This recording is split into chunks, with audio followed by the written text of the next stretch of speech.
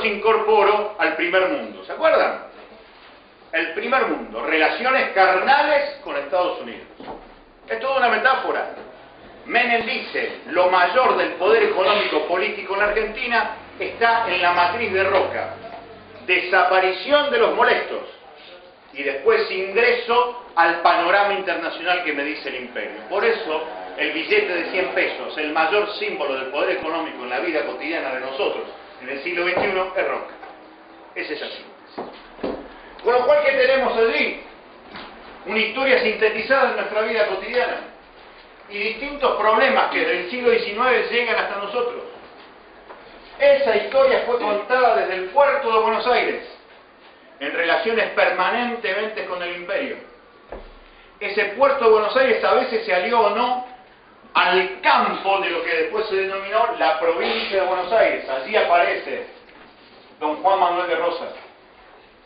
Hay otro factor de poder, las provincias del litoral, Santa Fe, Entre Ríos, Corrientes. Esas provincias del litoral que allá por 1820 llegaron a la puerta de Buenos Aires, le ganaron a los porteños, llegaron a Plaza de Mayo, Estanislao López y Francisco Ramírez, y cuando estaban por tomar el poder para hacer un proyecto nacional, arreglaron, se volvieron a sus provincias y Buenos Aires siguió mandando todo de acuerdo a sus intereses portuarios.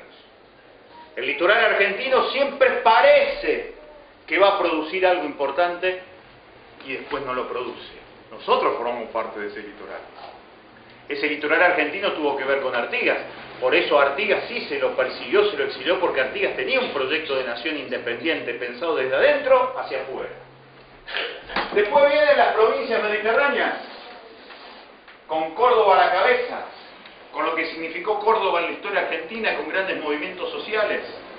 Fundamentalmente, en 1918 la reforma universitaria, en 1969 el cordobazo, como nosotros en el 69 con los rosariazos.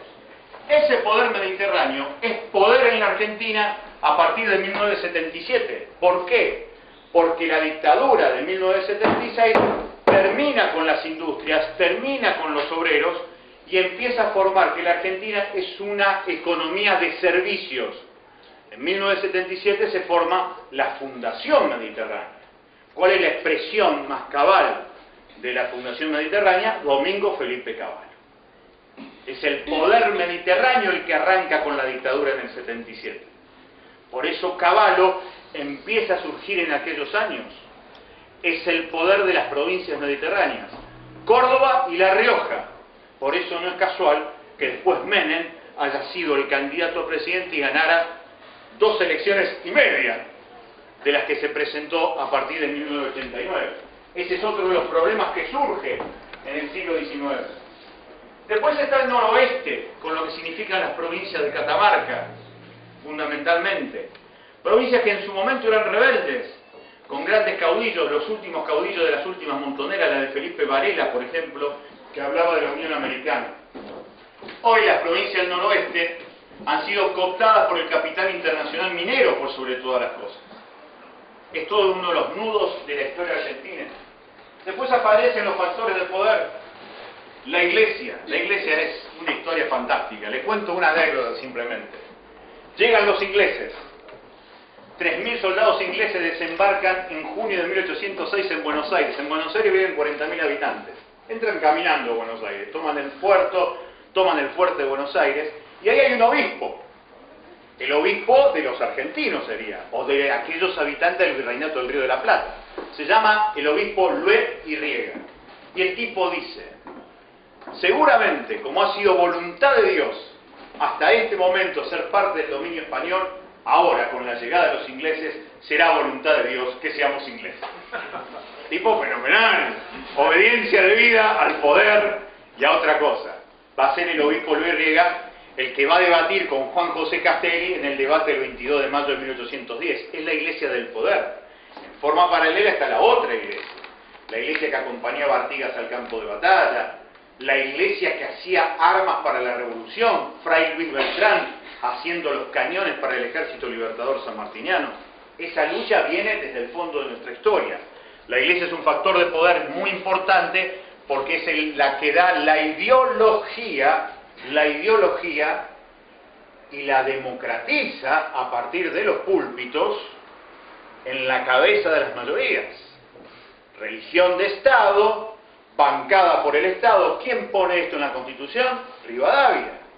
Rivadavia dice que el Estado tiene la obligación de sostener al culto católico apostólico romano. Parece mentira, pero hay una línea supuestamente comunista de la historia argentina, con pensadores como José Aricó, entre otros, que decían que Rivadavia era un avanzado. Sí, era un avanzado de la penetración imperial y además un avanzado de los sectores más retrógrados de la Argentina. Pero esto, ¿por qué lo piensa así el viejo tronco comunista? Porque piensa la relación de América con las famosas matrices de pensamiento europeo. Por eso Marx es un espanto cuando habla de América Latina y dice que Bolívar y San Martín eran tipos que trabajaban para la reacción. Lo que Marx no entendía era lo que significaba la lucha por la liberación nacional, algo que necesariamente hay que meter en esto. Por eso pensar América desde Europa genera errores dramáticos. Por eso terminaron muchos sectores del comunismo aliándose allá por el 55 contra aquellos que tumbaron a Perón en septiembre del 55, porque lo piensan al revés. Es como Sarmiento. Es la figura de Sarmiento. Eso es muy interesante para pensar. Entonces, la Iglesia se forma como factor de poder. Aparece el campo, que era el campo fundamentalmente, el primer elemento de poder que tiene el campo son los saladeros y los estancieros, Rosas. Allí aparece esa fuerza, que además va a ser la fuerza de la provincia de Buenos Aires. Esto se va a desarrollar y tiene momentos muy interesantes en donde hay una disputa. En 1912 los inquilinos, los explotados por los grandes hacendados, generan lo que se denomina la gran huelga de Alcorta, el grito de Alcorta, 25 de junio de 1912. Allí, 2 meses después, el 15 de agosto, se funda la Federación Agraria. Y el presidente de la Federación Agraria en aquel entonces, Netri, es asesinado años después por un enviado de la sociedad rural. Por eso lo que vivimos a partir del año 2008 es la traición de lo que significa la representación de los supuestamente pequeños productores. Porque los descendientes de Netri se juntan con los descendientes de los asesinos de Netri. Y dice que esto es natural. Eso es una traición incluso a los intereses. Porque aquel pequeño productor chacarero de 1912 decía: voy a sembrar lo que me conviene a mí. Hoy el chacarero no dice eso. Hoy el chacarero dice: voy a sembrar soja. Y voy a sembrar soja porque es lo que me da plata. Y la soja es una de las imposiciones que vienen de las multinacionales. Por eso es muy difícil pensar qué tipo de acuerdo político yo puedo hacer con los sectores de los pequeños y medianos productores del campo, si los pequeños y medianos productores del campo tienen la conciencia hecha de afuera hacia adentro. Esto hay que pensarlo, porque la realidad ha cambiado. Y después comienza a aparecer, a fines del siglo XIX, la gran fuerza de la historia. Los trabajadores, cuando comienza a desarrollarse el sistema capitalista en la Argentina. Lo que va a ser un movimiento obrero incipiente, con socialistas, anarquistas, hijos de federales del viejo primer movimiento político en la Argentina, que es el Partido Federal, y va a terminar generando este movimiento obrero siempre a lo largo de la historia, 3 líneas.